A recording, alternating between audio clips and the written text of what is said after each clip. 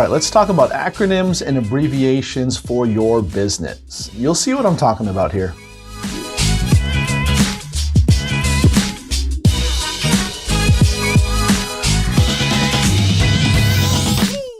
Hey there, Enterprisers, what's good? It's Jason Ligo here again, and in this video, let's talk about acronyms to live by in this new year. That's right, acronyms to live by in this new year. Now, I know what you're saying, Jason, what are you talking about? What are we talking about acronyms for in terms of business? I thought this channel was all about building businesses, online income, make money online, ways to enhance your growth and your financial future. What are we talking about acronyms for?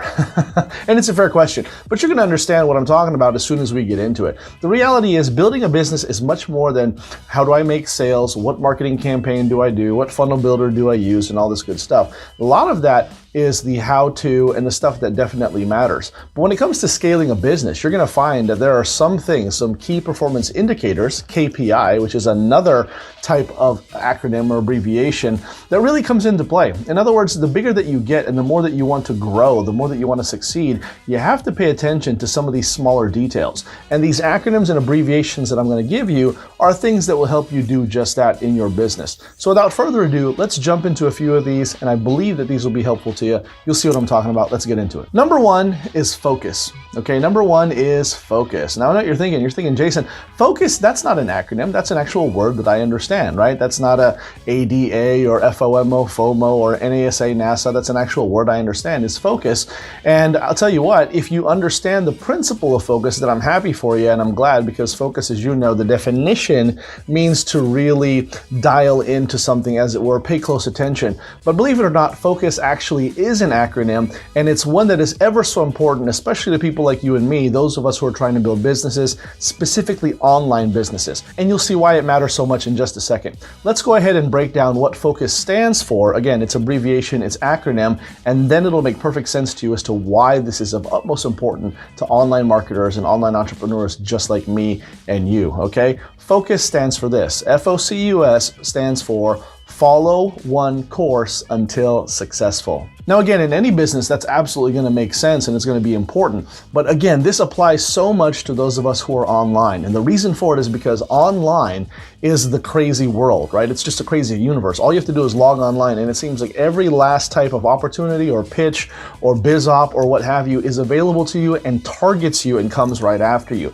And so for those of us who are entrepreneurial in spirit, believe it or not, focus is one of the harder things that you have to do for this very purpose. It seems like as soon as you're getting dialed into something and wanting to start diving into something, all of a sudden there's this bright new shiny object that shows itself, and believe it or not, you're chasing it later on, right? You're chasing it sometimes even sooner than later. You could be finally working on creating the funnel, the online web presence that's finally going to help you move your product and sell your product or service, and all of a sudden here's this new FX program, or this new crypto trading platform, or this new hands-off, done for you, push a button, and all of a sudden money falls out of the sky type of a promised scheme. And I'm telling you just to stay away from that, okay? Now the way that you do this is just what it stands for. Again, follow one course until successful. So pick one thing, whatever it is, the thing that you're after, that you're trying to build, go ahead and start there. Now, of course, if you're asking me, I've made it very clear. If you're just getting started in the online marketing space and want to get started building an online business, I'm telling you that affiliate marketing is the way to go, okay?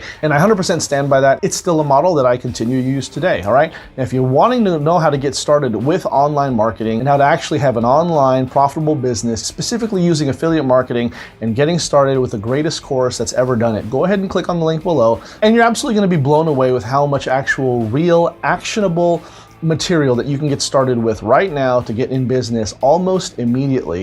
It is the greatest home study course ever. Go ahead and check out the link in the description below, and that'll get you started, okay? But again, no matter what you're doing, just follow one course until successful. Do one thing until you actually make some money, until you actually turn a profit. And then once that happens, now you have resources to play with other things, to throw elsewhere. But until you get good at one thing and get that thing up and running and get that thing going for you, you really don't have a leg to stand on. So focus, follow one course until successful. Number 2 is ATV. ATV. And no, I don't mean all-terrain vehicle. Okay. In the realm of business, what ATV stands for is average transaction value. Okay. And what this means really just comes down to how much more money can you squeeze out of a customer. Now, I know I use the word squeeze out of a customer, and so the illustration that might come to your mind is you actually squeezing an orange for every last drip of juice. And while I don't want to look at every single person like an orange, an inanimate object, and kind of be insensitive about it, I think you understand the point that I'm making, which basically means to maximize the amount of revenue and profit that you can generate out of a particular customer, client, prospect, or what have you. In other words, if you want a successful, thriving business, it's not about how many customers you can put together per se, but rather how much money can you charge per customer. So in other words, what you want to do is find more ways to offer more value to each customer, thereby increasing the revenue that they'll spend with you. Does that make sense? It's not necessarily how many sales you get, it's how many sales after the sale that you get off of one particular customer. Let me give you a perfect example. I have products in my suite that I offer to my prospects and my customers and so on that are priced at different levels. So someone might get started with a basic home study course that just costs a few bucks, right? And then from there, I offer higher tiers of value that cost higher tiers of pricing. Does that make sense? So in other words, if someone wants to spend some time with a more hands-on approach and have some more hands-on coaching with me, they can certainly do that. They can pay for the money. I also have software available that people can purchase that, doesn't cost a whole lot of money, but it's not the cheapest price either. But more importantly, they have to pay per month to do it. Do you see what I'm saying here? There's different ways to set up avenues of revenue, and sometimes they come at different tiered prices, but by doing this, you're able to maximize profit from one individual, and there's no bait and switch. They're absolutely happy to go ahead and participate in this type of transaction. They have no problem spending more money because you're giving them more value, and everyone's happy. So one thing that you should focus on this year is ATV. Average transaction value. Find a way to boost that up, and you'll boost your profits and size of your wallet as well. Okay, number 3 is ROI. That's right, ROI, and we all know what it stands for, return on investment. Now, I know what you're thinking. You're thinking, Jason, you're a business guy. Why didn't you start here? Why wasn't this point number 1 or point number 2?